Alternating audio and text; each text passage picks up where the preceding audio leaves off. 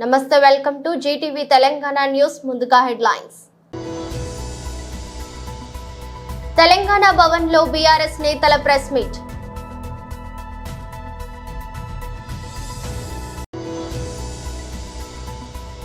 Necklace road లో run for quality running పోటీలను ప్రారంభించిన ఎంపీ ఈటెల రాజేందర్. నేడు ప్రతి దేశానికి ఒకే ఒక లక్ష్యం ఉంది, అభివృద్ధి చెందిన భారతదేశం, పీఎం నరేంద్ర మోదీ. బంగ్లాదేశ్ పై గెలుపుతో చరిత్ర సృష్టించిన టీమిండియా.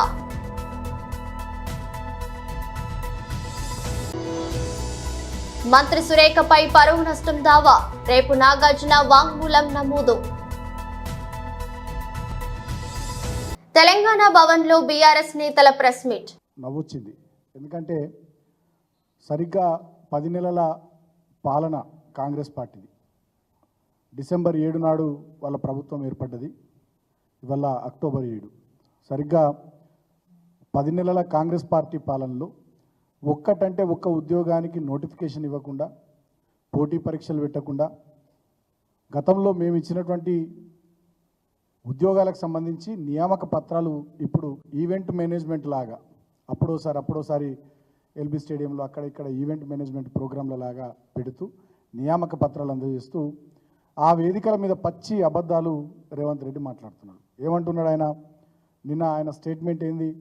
ఈ 10 నెలల్లో 31,000 పైచీలకు ఉద్యోగాలు మేము ఇచ్చినామని చెప్పి ఆయన మాట్లాడతాడు.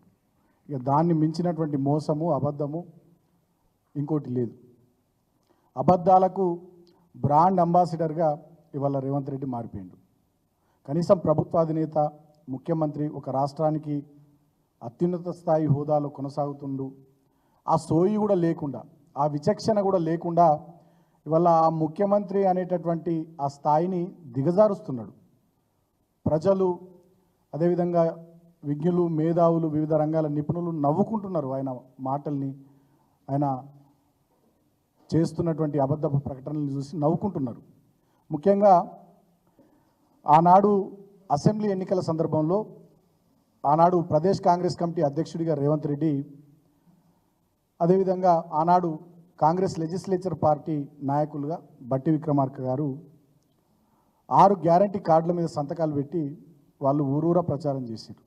అదేవిధంగా అభయహస్తం మేనిఫెస్టో, ఇందిరమ్మ రాజ్యంలో ప్రజాపాలన పేరిట ఒక 420 హామీలు దాంట్లో ఇచ్చి 6 గ్యారంటీ కార్డుల్లో ఒక 13 హామీలు సపరేట్ ఇచ్చి సంతకాలు పెట్టి ఊరూరా తిప్పిరు. దాంట్లో ప్రధానమైనది హైదరాబాద్ యూత్ డిక్లరేషన్ పేరిట సరూర్ నగర్లో ఒక బహిరంగ సభ పెట్టి ఆనాడు ప్రియాంక గాంధీ గారిని, ఇతర నాయకులను పిలిచి చాలా అట్టహాసంగా హైదరాబాద్ యూత్ డిక్లరేషన్ అని చెప్పి వాళ్ళొక స్టేట్మెంట్ ఆ రోజు తెలంగాణ నిరుద్యోగులకు సంబంధించి విడుదల చేయడం జరిగింది. దీంట్లో ప్రధానంగా వాళ్ళు చెప్పింది ఏంటంటే, మొదటి ఏడాదిలోనే 2 లక్షల ప్రభుత్వ ఉద్యోగాల భర్తీ, మొదటి ఏడాదిలోనే SC ST BC minority backlog పోస్టుల భర్తీ, ప్రతి ఏడాది జూన్ 2 నాటికి అన్ని శాఖల్లోని ఖాళీలతో. నెక్లెస్ రోడ్ లో రన్ ఫర్ క్వాలిటీ రన్నింగ్ పోటీలను ఎంపీ ఈటెల రాజేందర్ ప్రారంభించారు. ప్రపంచంలో 140 కోట్ల జనాభాకు చేరుకొని క్వాలిటీ మ్యాన్ పవర్ ఉండి, ఇలా ఆర్టిఫిషియల్ ఇంటెలిజెన్స్ వచ్చిన తర్వాత, ఇవాళ రోబోలు వచ్చిన తర్వాత, టిఫిన్ కూడా రోబో అందిస్తే, మన ఇంట్లో వంట కూడా రోబో చేసి పెడితే, డాక్టర్ చేసే పని కూడా రోబో చేసి పెడితే, అది మనం ఎక్కడ పోవాలి? ఇది బిగ్గెస్ట్ ఛాలెంజ్. శాస్త్ర విజ్ఞానం ఎదగాలి, కానీ శాస్త్ర విజ్ఞానం మనిషిని పనిలో పెట్టాలి. మనిషి కనుక పనిలో పెట్టకపోతే దానివల్ల వచ్చేటువంటి అనర్థాలు ఇంత అంత ఉండవు. మనం చూస్తున్నాం, ఇవాళ మనం అనేకం చూస్తాం. ఎందుకంటే మనిషి వట్టి ఉండద్దు, మనిషికి ఏదో రకంగా ఇంత పనిలో పెట్టాలి. ఇవాళ గొప్పతనం ఏంటంటే, ఒకప్పుడు చదువుకున్న వాళ్ళ శాతం 50% ఉండే, 60% ఉండే, అసలు ఆడపిల్లలు చదివేలేని పరిస్థితి ఉంటుంది. ఇవాళ ప్రౌడ్ టు సే ఇలా 100% అక్షరాస్యత మహిళలు. ఇలా టాపర్స్ ఒక 50 మంది టాపర్స్ ఉంటే 40-45 మంది ఇలా గర్ల్స్ టాపర్స్ ఉండే పరిస్థితి. ఇవాళ ఇట్లాంటి పరిస్థితులలో ఆ చదువుకున్న, ఆ క్వాలిటీ ఉన్న, చేయాలనే తపన ఉన్నటువంటి ఆ యువత కనుక ఎంప్లాయ్మెంట్ లేకపోతే, ఏదో రకమైన వ్యాపకం లేకపోతే, ఏదో రకమైనటువంటి డెవలప్మెంట్లో ఇన్వాల్వ్ కాకపోతే దాని అనర్థాలు ఎట్లుంటాయో మనం అందరం తెలుసుకోవాలి. కాబట్టి అలా దేశానికి బిగ్గెస్ట్ ఛాలెంజ్. ఇవాళ మ్యాన్ పవర్ని ఈ భారతదేశ అభివృద్ధిలో ఎట్లా భాగం చేయాలనేది పెద్ద ఎజెండా అయింది. అందువల్లనే ఇలా 4 లక్షల కోట్ల రూపాయలు పెట్టి 4 లక్షల కోట్ల రూపాయలు కేటాయించి స్కిల్ డెవలప్మెంట్ ఎట్లా చేయాలి, ఇన్వాల్వ్మెంట్ ఎట్లా చేయాలి, ఒక ఉద్యోగం ఇచ్చే కంపెనీకి ఎట్లా సపోర్ట్ చేయాలి, ఆ ఉద్యోగం కూడా ఎట్లా మనమే అవసరమైతే 2 నెలలు 3 నెలలు జీతం ఇవ్వాలి, ఇట్లా నేను కూడా వచ్చినాయి. కాబట్టి అందరూ ఒకటే కోరుతున్నా, మనం ఎంప్లాయ్మెంట్ కోసం తపన పడాలి. అట్ ద సేమ్ టైం 10 మందికి ఎట్లా ఎంప్లాయ్మెంట్ కల్పించగలమో దానికోసం కూడా ఎదగాలని చెప్పి నేను కోరుకుంటూ ఇలా భారతదేశం యొక్క కీర్తి పతాకని ముందు తీసుకోవడంలో భారత యువత నడుము బిగించాలని చెప్పి, భారత విద్యార్థి శక్తి ఇవాళ ఆ దిశగా ఆలోచించాలని చెప్పి కోరుకుంటూ సెలవు, శుభాకాంక్షలు. వారికి ఆర్టికల్ రాసిన మాట చెప్పింది. వారన్న మాట ఏంటంటే, ప్రపంచానికి కరువు వస్తే, ఆకలి అయితే అన్నం పెట్టగలిగే స్థాయికి భారత్ ఎదిగింది. కానీ భారత్ కనుక ఏదైనా అవసరం వస్తే సాయం చేయగలిగే స్టేజ్లో, అన్నం పెట్టగలిగే స్టేజ్లో ఏ దేశం లేదని చెప్పి ఇవాళ ఆర్టికల్ రాసింది. మొన్న కరోనా వచ్చినప్పుడు నేను అప్పుడు ఇక్కడ మంత్రిగా ఉన్నా, మీకు తెలుసు, చాలా మంది చాలా రకాల ఊహాగానాలు చేశారు. చైనాలో ఈ రోగం వచ్చింది కాబట్టి 1 మంత్లోనే 1000 పడకల హాస్పిటల్ నిర్మాణం చేయగలిగిన వాళ్ళు. దాని మీద యుద్ధం ప్రకటించిండ్రు చైనా కాబట్టి. ఈ రోజు ప్రతి భారతీయునికి ఒకే లక్ష్యం ఉంది, అభివృద్ధి చెందిన భారతదేశం. అందుకే మన ప్రభుత్వం యొక్క ప్రతి నిర్ణయం, ప్రతి తీర్మానం, ప్రతి కళ అభివృద్ధి చెందిన భారతదేశంకి అంకితం చేయబడింది. देशवासी का एक ही लक्ष्य है, विकसित भारत। इसलिए हमारी सरकार का हर निर्णय, हर संकल्प, हर सपना विकसित भारत के लिए समर्पित है। इस लक्ष्य की प्राप्ति के लिए हमें मुंबई, ठाणे जैसे शहरों को फ्यूचर रेडी बनाना है। लेकिन इसके लिए हमें डबल मेहनत करनी पड़ रही है, क्योंकि हमें विकास भी करना है और कांग्रेस सरकारों के गड्ढों को भी भरना है। आप याद करिए, कांग्रेस और उसके सहयोगी मुंबई, ठाणे जैसे शहरों को किस तरफ लेकर जा रहे थे। शहर की आबादी बढ़ रही थी, ट्रैफिक बढ़ रहा था, लेकिन समाधान कोई नहीं था। मुंबई शहर देश की आर्थिक राजधानी, उसके थमने, ठप होने की आशंकाएं जताई जाने लगी थी। हमारी सरकार ने इस स्थिति को बदलने का प्रयास किया है। आज मुंबई महानगर में लगभग 300 किलोमीटर का मेट्रो नेटवर्क तैयार हो रहा है। आज मरीन ड्राइव से बांद्रा तक का सफर कोस्टल रोड से 12 मिनट में पूरा हो रहा है। अटल सेतु ने दक्षिण मुंबई और नवी मुंबई के बीच उस दूरी को भी कम कर दिया है। ऑरेंज गेट से मरीन ड्राइव भूमिगत टनल प्रोजेक्ट में तेजी आई है। ऐसे कितने ही प्रोजेक्ट हैं जो मैं गिनता जाऊं तो लंबा समय निकल जाएगा। वर्सोवा से Bandra sea bridge project, eastern freeway, Thane Borivali tunnel, Thane circular metro rail project, ऐसे प्रोजेक्ट से इन शहरों की तस्वीर बदल रही है। इसका बहुत बड़ा फायदा मुंबई के लोगों को होगा। इनसे मुंबई और आसपास के शहरों में मुश्किलें कम होगी, यहां रोजगार के नए मौके बनेंगे, यहां उद्योग धंधे बढ़ेंगे। గ్వాలియర్లోని new Madhavrao Scindia cricket stadium వేదికగా ఆదివారం రాత్రి జరిగిన తొలి టీ20 మ్యాచ్లో బంగ్లాదేశ్ పై భారత్ ఘన విజయం సాధించింది.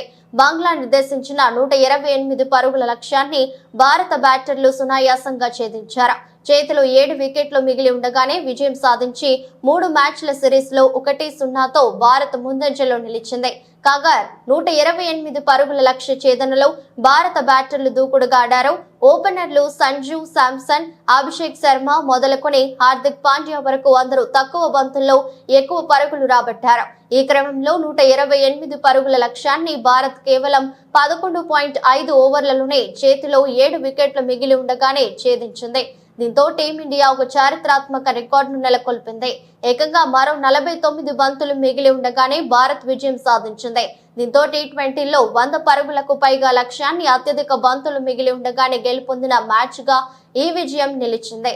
2016లో జింబాబ్వేపై 100 పరుగుల లక్ష్యాన్ని భారత్ 41 బంతులు మిగిలి ఉండగా ఛేదించింది. తాజాగా బంగ్లాదేశ్ పై దానిని అధిగమించింది. పుంగనూరులో చనిపోయిన చిన్నారి కుటుంబానికి సీఎం భరోసా ఇచ్చారు. చిన్నారి తండ్రిని ఫోన్లో పరామర్శించారు. అజ్మతుల్లా నుంచి వివరాలు అడిగి తెలుసుకున్నారు. దోషులను కఠినంగా శిక్షించేలా చర్యలు తీసుకుంటామని సీఎం హామీ ఇచ్చారు. సార్ నమస్తే సార్. నమస్కారం అండి. నేను పాప ఫాదర్ని సార్. అదే సారీ, బాధాకరం. అవును సార్, ఇది చాలా బాధాకరమైన విషయం సార్. ఇది చిన్నపిల్ల ఇంటి ముందర ఆడుకుంటా ఉంటే ఈ మాదిరి జరిగింది సార్. మీ మీద మీకు తెలిసినంత వరకు ఇన్ఫర్మేషన్ ఏంటి నాకు ఒకసారి ఎక్స్ప్లెయిన్ చేయండి. మీకు తెలిసినంత వరకు సార్, ఇంటి ముందర ఆడుకుంటా ఉంటే 7:30 గంటలకు సాయంత్రం పూట ఆదివారం రోజు కనిపించకుండా అయిపోయింది సార్ మా పాప. తర్వాత పోలీసు టీములు వచ్చినారు. సిఐ శ్రీనివాసు సార్ వచ్చి ఎస్పీ సారు అంతా స్పందించి రిపోర్ట్ తీసుకున్నారు. డే అండ్ నైట్ 3 డేస్ ఇక్కడే ఉండి పాప కోసము అంతా ప్రయత్నం చేసినారు సార్. కాకపోతే పాప 3వ రోజు 2వ తేదీ నాడు సమ్మర్ ట్యాంక్ స్టోరేజ్లో శవమై దొరికింది సార్ మాకు. తర్వాత పోలీస్ శాఖ వారు పోస్ట్ మార్టంకి పోయి ఎస్పీ సారు ఆ రోజు నాకు హామీ ఇచ్చినారు సార్. నిందితుల్ని ఖచ్చితంగా పట్టుకుంటామని చెప్పినారు సార్. హామీ ఇచ్చినారు, పట్టుకున్నారని ఈరోజు టీవీలో అంతా తెలియజేసినారు సార్. మీ గవర్నమెంట్ మీద మీ మీద నమ్మకం ఉంది సార్ మాకు. వాళ్ళని ఎట్టి పరిస్థితుల్లోనూ కఠినంగా శిక్షించాలి సార్. మరియు ఇంకో మాదిరి ఈ చిన్న పిల్లల గురించి ఎవరైనా తాకాలంటే భయపడాలి సార్. ఆ విధంగా కఠినంగా శిక్షిస్తే తప్ప ప్రజల మధ్యలో జరగల సార్. ఇది వాళ్ళకి ఈ మాదిరి చేస్తే ఇంకో పిల్లోల్ని ఎవరిని కూడా తాకకుండా ఉంటారు సార్. అవసరమైతే ఏం చేయాలో అన్ని చేద్దామని తప్పకుండా చేయాలి. దుర్మార్గులు వీళ్ళు. ఇలాంటి ఘోరాలు చేసే వాళ్ళని ఎట్టి పరిస్థితుల్లో ఉపేక్షించకూడదు. అవును సార్. ఏం చేయాలో చేసి చూపిద్దాం. కానీ ఏంటి కారణం ఏంటి, ఏమన్నా ఉన్నాయా మీ దగ్గర నుంచి? వాళ్ళకి ఏంటి, ఎందుకు మరి చేశారు ఏమో తెలియదు సార్. ఆడుకుంటా ఉంటే అన్ఎక్స్పెక్టెడ్ గా అదే తీసుకొని వెళ్ళిపోయినారు సార్. మామూలు డైలీ ఆడుకునే ప్లేసే సార్, మా ఇంటి ముందరే సార్, ఎక్కడో కాదు. ఆడుకుంటా అంటే 7:30 గంటలకు అట్లా ఉండింది. కరెంటు కూడా 10 నిమిషాలు పోయిందంట. ఇట్లా జరిగింది సార్. రిపోర్ట్స్ కూడా వచ్చినాయి. మా పాపకు ఏమి ఎక్కడ టచ్ చేసినట్లు కానీ ఏమి అత్యాచారం చేసినట్లు అట్లంతా ఏమీ లేదు సార్. అక్కడే మా పోస్ట్ మార్టం దగ్గరే చెప్పినారు, అట్లంతా మీ పాపకు ఏమి టచ్ చేయలేదు. కాకపోతే మెయిన్ రిపోర్ట్స్ వచ్చిన తర్వాత మేము మీకు అందజేస్తామని ఎస్పీ సారు చెప్పినారు సార్. అదే మనం పట్టుకున్నాము, మనోడు కూడా చెప్పారు, నాకు పట్టుకున్నాం అని చెప్పారు, యాక్షన్ తీసుకున్నారు, అవన్నీ ఉన్నాయి. మీకేమైనా సందేహం ఉందా మీ వర్షన్ లో? చెప్పినాం సార్, అన్ని డీటెయిల్స్ అన్ని పోలీస్ శాఖకు అందజేసినాం సార్. మా తరఫున డీటెయిల్స్, డౌట్లు ఉండే వాళ్ళ ప్రతి ఒక్కరి ఫోన్ నెంబర్లు, డీటెయిల్స్ అన్ని ఇచ్చినాం సార్. మన ఇచ్చినాం సార్, ప్రతి ఒక్కటి ఇచ్చినాము. సిఐ శ్రీనివాసులు సారు బాగా ప్రయత్నం చేసినారు. మా వెంటే ఉండి 24 గంటలు సహకారం అందించి ఎస్పీ సారు, డిఎస్పీ సార్లు, ప్రతి ఒక్క పోలీస్ శాఖ మాత్రము ప్రతి ఒక్కరూ ఫుల్గా రెస్పాండ్ అయ్యి బాగా ఇది చేసినారు సార్. బాబన్న గారు ఇక్కడే వచ్చి రావడము, మాట్లాడడము, పోవడము అంతా చేసినారు సార్. అవును, వచ్చినారు సార్ ఇక్కడ. అవును సార్, ఇంకోసారి ఇట్లాంటి పనులు చేయాలంటే భయం ఉండాలి సార్. ఆ విధంగా శిక్షించాల మీరు. డెఫినెట్ గా శిక్షిస్తామా, క్వశ్చన్ లేదు, కాంప్రమైజ్ ఉండదు. పొంగనూరులో గత ఆదివారం అదృశ్యమైన చిన్నారి ఆస్పియా మృతి హత్యేనని చిత్తూరు ఎస్పీ మణికంఠ చందోలు స్పష్టం చేశారు. ఆస్పియా తండ్రి ఒక లేడీకి 3.60 లక్షలు అప్పు ఇచ్చాడు, తిరిగి ఇవ్వలేదని దూషించాడు. దీంతో సదరు మహిళ ఆస్పియాను ప్లాన్ గా తన ఇంటికి తీసుకువెళ్లి భోజనం పెట్టింది. ఆ తర్వాత చంపేసి బైక్ పై తీసుకెళ్లి సమ్మర్ స్టోరేజ్ ట్యాంక్ లో పడేసింది. ఈ కేసులో ముగ్గురిని అదుపులోకి తీసుకున్నామని ఎస్పీ తెలిపారు. స్ట్రాంగ్ లాంగ్వేజ్ వాడడము, అలానే వాళ్ళని తిట్టడము, బెదిరించడము, సివిల్ కోర్టుకు వెళ్తామని స్ట్రెస్ చేయడము జరుగుతుంది. దీనిలో వాళ్ళ ఫాదర్ దగ్గర నుంచి సుమారుగా 3.6 lakhs తీసుకున్న ఒక లేడీ ఇది మొత్తం చేసిందని మనకు ప్రాథమికంగా రుజువు అవుతుంది. వాళ్ళ ఇల్లు కూడా సుమారుగా అక్కడికి 100 మీటర్ల దూరంలోనే ఉండడం జరిగింది. ఆ రోజు జరిగిన మనకి నివేదిక ప్రకారం 7 గంటల నుంచి 7:30 మధ్యలో ఈ ఇద్దరు ఆడుకుంటున్నప్పుడు బుర్కా వేసుకొని ఆ లేడీ వచ్చి ఈ పాపతో మాట్లాడి ఆవిడతో పాటు తీసుకొని మరొక కుర్రాడు, అతను మైనర్ 17 years, ఆ లేడీకి రిలేటివ్ అవుతాడు. సో వరుసకి తమ్ముడు అని మాట్లాడతారు. సో ఆ బాబుతో పాటు తీసుకొని వాళ్ళ అమ్మగారి ఇల్లు, అక్కడి నుంచి 1.5 kilometers డిస్టెన్స్ ఉంటుంది, వాళ్ళ అమ్మగారింటికి తీసుకెళ్ళడం జరిగింది. ఈ కుర్రవాడు బయటే ఉన్నాడు చాలాసేపు. వాళ్ళు లోపల ఆ పాపతో చాలాసేపు మాట్లాడడం, పాపకి ఫుడ్ కూడా పెట్టడం జరిగింది.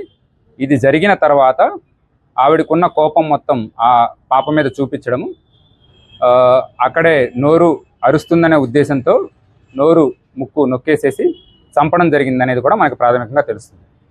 ఈ సమయంలోనే ఆ లేడీ ఎవరైతే సరే చేశారో ఆవిడ మీద పాప గీరినట్లు కూడా చిన్న చిన్న ఇంజురీ మార్క్స్, స్క్రాచ్ మార్క్స్ ఆవిడ చేతి మీద కూడా మనకి ఉండడం జరిగింది. అలానే ఎవరైతే ఈ మైనర్ బాలుడు తనతో పాటు ఉన్నాడో తను బయట వెయిట్ చేయడం జరుగుతుంది. ఈ పాప చనిపోయిన తర్వాత ఆ పాపని భుజాల మీద వేసుకొని కిందకు వచ్చేసి ఇమీడియట్గా మనం సమ్మర్ వాటర్ స్టోరేజ్ ట్యాంక్కి వెళ్ళిపోదాము, అక్కడ పడేసి వస్తే మనకి ఎటువంటి ప్రాబ్లం రాదు, పాప మనం చేశామనే రుజువులు కూడా ఉండవు అని చెప్పేసేసి ఆ బాలుడికి ఎవరైతే మైనర్ ఉన్నాడో తనకి చెప్పేసేసి అక్కడి నుంచి బైక్లో పాపని మధ్యలో పెట్టేసుకొని సమ్మర్ వాటర్ స్టోరేజ్ ట్యాంక్ పైకి బైక్తో వెళ్ళి అక్కడి నుంచి కొన్ని స్టెప్స్ దిగి రాళ్ళంతా ఉంటే అక్కడ దిగేసి ఒకళ్ళు చేతులు ఒకళ్ళు కాళ్ళు పట్టుకొని పాపని విసిరేయడం జరిగింది. సో దీనికి సంబంధించి మనకి ఎవరైతే ఉన్నారో ఆ లేడీ, వాళ్ళ మదరు అండ్ ఈ బాబు, వీళ్ళ ముగ్గురు మన కస్టడీలో ఉన్నారు. ఇంకా దీని మీద దర్యాప్తు కొనసాగుతూనే ఉంది. ఇందులో ఎవరైతే మైనర్ ఉన్నాడో తను కంప్లీట్గా కన్ఫెస్ చేయడం జరిగింది. అండ్ దీంతో పాటు దానికి సంబంధించిన వీడియో ఆధారాలు కూడా మేము సేకరించాము. ఇదంతా కూడా కోర్టు ముందు ప్రొడ్యూస్ చేసేసి వీళ్ళకి రిమాండ్ చేసి అలానే దీనిలో శిక్ష కంప్లీట్గా వచ్చేలాగా మేము అన్ని రకాల చర్యలు తీసుకుంటామని ఇందు మూలంగా చెప్పడం జరుగుతుంది. Thank you. తన కుటుంబ వ్యవహారంలో మంత్రి కొండా సురేఖ చేసిన వ్యాఖ్యలపై హీరో అక్కినేని నాగార్జున దాఖలు చేసిన పరువు నష్టం పిటిషన్ ను నాంపల్లి కోర్టు ఇవాళ విచారించింది. నాగ్ తరపున ఆయన న్యాయవాది వాదనలు వినిపించారు. అనంతరం పిటిషనర్ నాగార్జున వాంగ్మూలాన్ని మంగళవారం రికార్డు చేస్తామని న్యాయస్థానం తెలిపింది. దీంతో రేపు ఆయన కోర్టులో హాజరు కానున్నారు. నాగ్ తో పాటు సాక్షుల వాంగ్మూలాలను కూడా నమోదు చేయాలని ఆయన తరపు న్యాయవాది కోర్టును కోరారు. తదుపరి విచారణను న్యాయస్థానం రేపటికి వాయిదా వేసింది. ఇదిలా ఉంటే సమంత నాగ చైతన్య విడాకులపై మంత్రి కొండా సురేఖ చేసిన వ్యాఖ్యలు ప్రకంపనలు సృష్టించిన విషయం తెలిసిందే. మంత్రి వ్యాఖ్యలు తమ కుటుంబ పరువుకు భంగం కలిగించాయని, ఆమెపై క్రిమినల్ చర్యలు తీసుకోవాలని నాగార్జున నాంపల్లి కోర్టును ఆశ్రయించారు. ఈ నేపథ్యంలోనే గత గురువారం మంత్రి సురేఖపై పరువు నష్టం దావా వేశారు. 70వ వన్యప్రాణుల వారోత్సవాల్లో గౌరవనీయులు ఉప ముఖ్యమంత్రి అటవీ శాఖ మంత్రి శ్రీ పవన్ కళ్యాణ్ ప్రసంగించారు. మన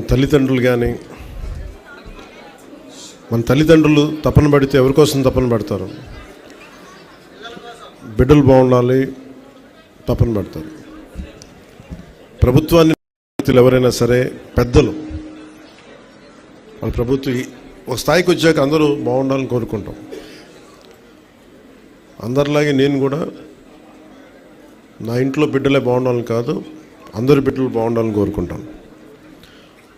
ఎలా బాగుండాలి దానికి? మీరు పర్యావరణం చాలా కీలకమైనది. నాకు చిన్నప్పుడు ఎలా అనిపించేది అంటే స్కూల్లో చెట్లు ఉండేవి కావు సరిగ్గా. ఉన్న చెట్లని పిల్లలంతా కొమ్మలుగా కానుగ చెట్లు ఉండేవి. కానుగ చెట్లు ఏమి తొయ్యకపోతే ఏం చేస్తాను, ఇరుస్తూ ఉండేవాళ్ళు కొమ్మలను. ఎందుకు ఇరుస్తున్నా నాకు అర్థమయ్యేది కాదు. నీడనిచ్చే చెట్టుని కాపాడుకోలేకపోతే సమస్య మనకే. పర్యావరణ పరిరక్షణ ఇవన్నీ ఏంటంటే నీడనిచ్చే చెట్టుని ఫస్ట్ కాపాడుకుంటే దాన్ని ఆధారపడి పురుగులు చిన్న చిన్న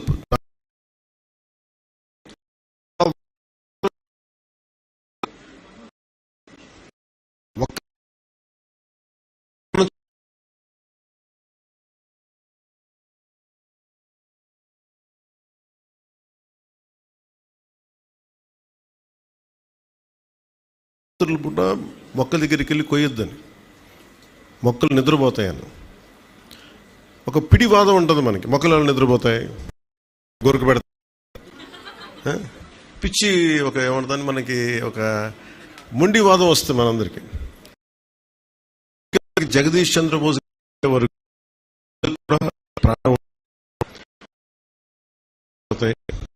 అవి కూడా విలవిల్లాడతాయి అని జగదీష్ చంద్రబోస్ గారు చెప్పే వరకు, ల్యాబ్స్లో ప్రూవ్ చేసే వరకు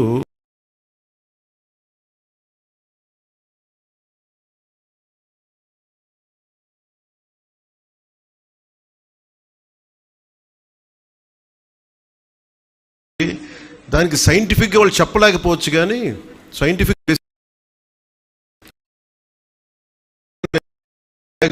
పెద్ద మాటలు మనం వినాలి. చిన్నప్పుడు నాకు కూడా చాలా వితండవాదం ఉండేది. మొక్కల్ని ఇలా ముట్టుకోకు రాత్రులు పూట అంటే, ఎందుకు ముట్టుకోకూడదు?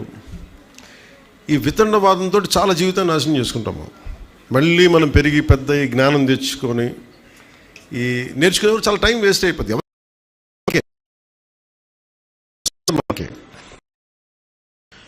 ముఖ్యంగా మీరు మీకు మన తల్లిదండ్రులు ఎవరైనా సరే మనకి చదువులు చదివించవచ్చు, డబ్బులు ఇవ్వచ్చు, కానీ మన అందరం ఆధారపడేది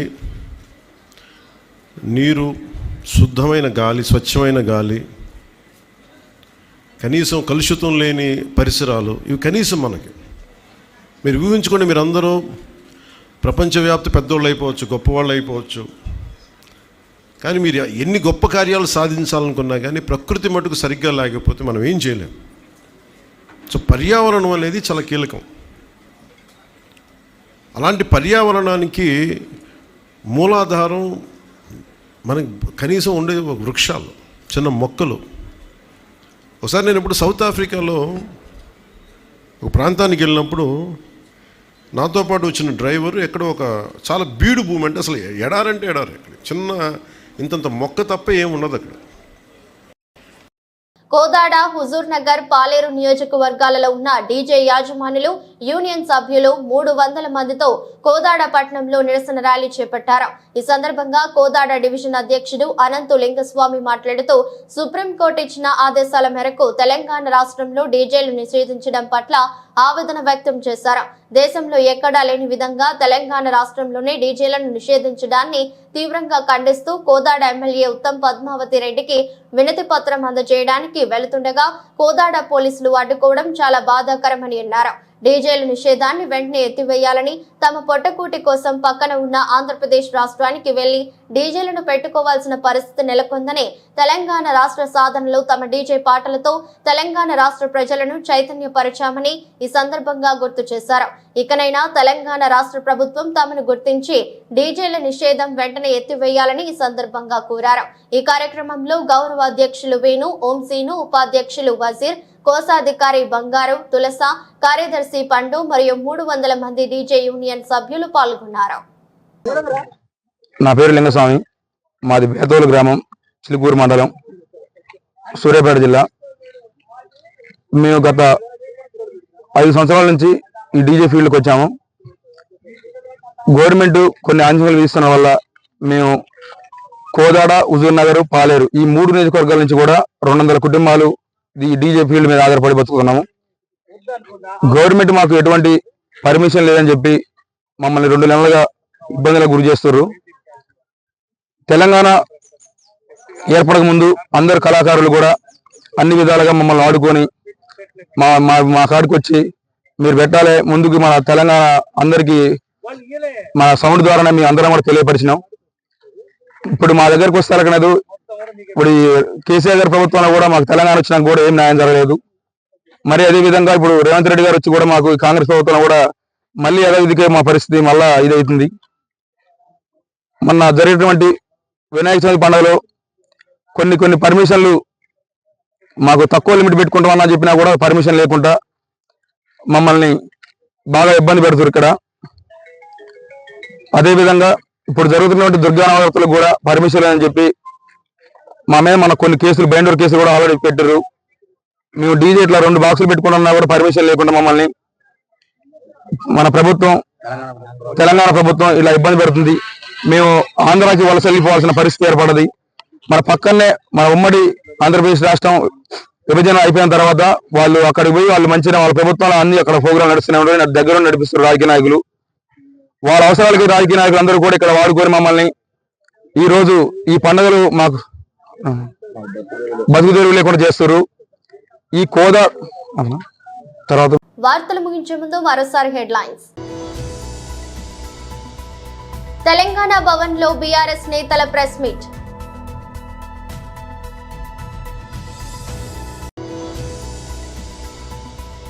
నెక్లెస్ రోడ్ లో రన్ ఫర్ క్వాలిటీ రన్నింగ్ పోటీలను ప్రారంభించిన ఎంపీ ఈటెల రాజేందర్. నేడు ప్రతి దేశానికి ఒకే ఒక లక్ష్యం ఉంది, అభివృద్ధి చెందిన భారతదేశం, పీఎం నరేంద్ర మోదీ. బంగ్లాదేశ్ పై గెలుపుతో చరిత్ర సృష్టించిన టీమిండియా.